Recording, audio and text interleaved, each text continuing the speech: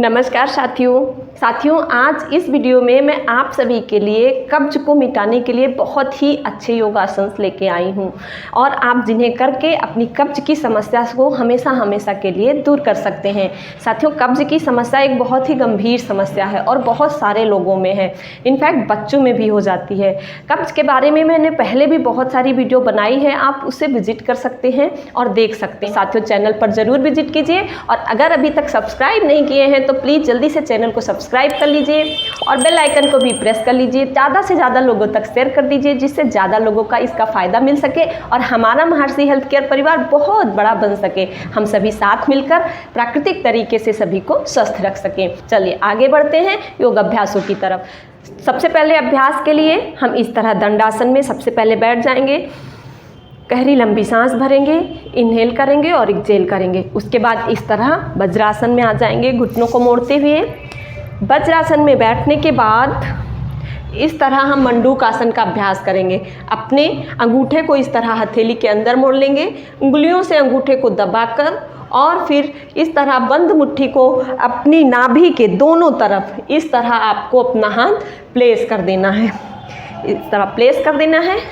उसके बाद गहरी लंबी सांस भरेंगे और सांस छोड़ते हुए नीचे की तरफ आ जाएंगे, जितना आप नीचे झुक सकें। और ध्यान रहे आपको सर ऐसे नीचे की तरफ नहीं लटकाना है, आपको सर हमेशा इस तरह ऊपर की तरफ करके रखना है, गर्दन को आपको झुकाना नहीं है और यहाँ पर रुके रहें। अगर आप सांस रोक नहीं सकते तो आप इनहेल और एक्सहेल करते रहें, नॉर्मल ब्रीदिंग करते रहें और फिर सांस भरते हुए वापस आ जाएंगे। वापस से सांस छोड़ते हुए पूरी सांस आपने यहाँ पे छोड़ दी और फिर यहाँ पर आप सांस को रोक के रुक सकते हैं।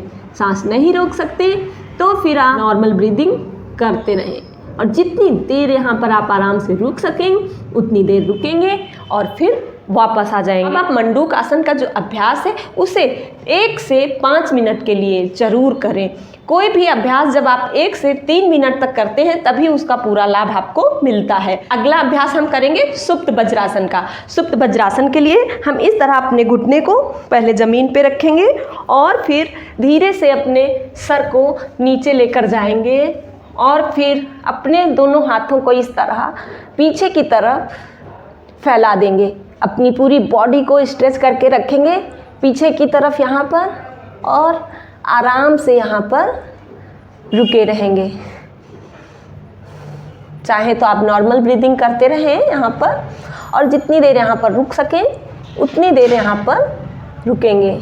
धीरे से हाथों को वापस लाते हुए इस तरह और फिर आप धीरे से वापस आ जाएंगे। शुरू में ये अभ्यास थोड़ा कठिन लगेगा जिन्होंने कभी नहीं किया है उसके लिए, और जब आप इसको 1-2 बार धीरे से प्रैक्टिस करेंगे तो आप ये अभ्यास कर लेंगे। इस तरह आप सुप्त वज्रासन का जब अभ्यास करेंगे तो आपके पेट के अंदर जो नाभि संस्थान है वो बिल्कुल सेट रहेगा और जब नाभि संस्थान आपका सेट रहेगा तो आपको ना तो कॉन्स्टिपेशन होगा ना पेट से जुड़ी कोई समस्या होगी। अगले अभ्यास के लिए इस तरह सीधे लेट जाएंगे और करेंगे उत्तान पादासन। उत्तान पादासन के लिए हम गहरी लंबी सांस भरेंगे और फिर धीरे से अपने पैरों को यहाँ पर 30 डिग्री पे उठा के रखेंगे। ज़मीन से जो 10 इंच हो, लगभग 10 से 12 इंच के बीच में यहाँ पर रोक के इस तरह अपने पैरों को रखेंगे। जितनी देर यहाँ पर रोक सकें उतनी देर रोकेंगे, धीरे से वापस आ जाएंगे। अगले अभ्यास के लिए हम इस तरह अपने पैरों को मोड़ेंगे और फिर अपने हाथ से इस तरह रोक के पैर को पुश करेंगे और फिर अपनी नाक को घुटने में छुएंगे। धीरे से वापस अगले पैर को भी इसी तरह करेंगे। धीरे से वापस। अब दोनों पैरों को एक साथ करेंगे पवन मुक्तासन।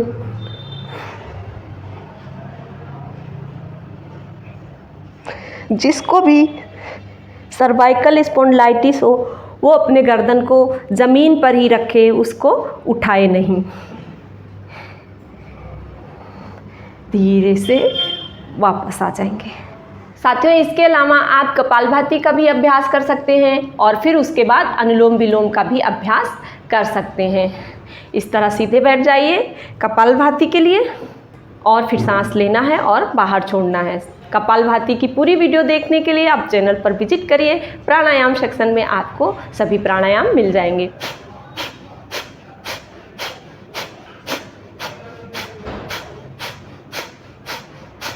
ध्यान रहे जब कपालभाति करिए तो जो आपका पेट है वो अंदर जाना चाहिए। आपको सांस फेफड़ों में नहीं भरनी है, सांस नाभि तक लानी है और फिर बाहर छोड़नी है। इस तरह आप कपालभाति का अभ्यास भी अगर 5 मिनट अगर रोजाना करते रहेंगे तो आपको कॉन्स्टिपेशन भी नहीं होगा, मोटापा भी नहीं होगा और ना जाने कितनी बीमारियों से आप खुद को बचा लेंगे। तो इस तरह आप छोटे छोटे अभ्यास करके अपने पुरानी से पुरानी कब्ज को दूर कर सकते हैं। तो करते रहिए इन अभ्यासों को, जुड़े रहिए हमारे साथ। आज्ञा दीजिए हमें, जल्दी से आऊँगी एक नई वीडियो के साथ। तब तक के लिए नमस्कार।